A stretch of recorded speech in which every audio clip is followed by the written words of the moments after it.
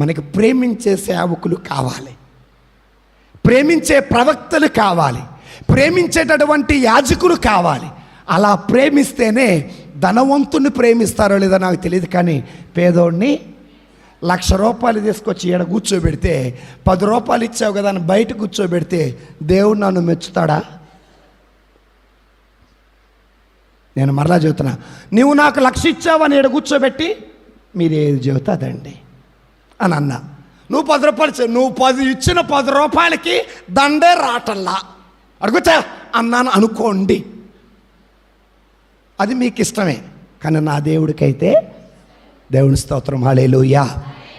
పరలోక రాజ్యమందు ఎవడు గొప్పవాడు అంటే ధనవంతుడికిచ్చే గౌరవం, ధనవంతుడి ఎడల చూపించే ప్రేమ, ధనవంతుడి ఎడల చూపించే మర్యాద, పేదవాడు ఎడల కూడా ఎవడైతే చూపిస్తాడో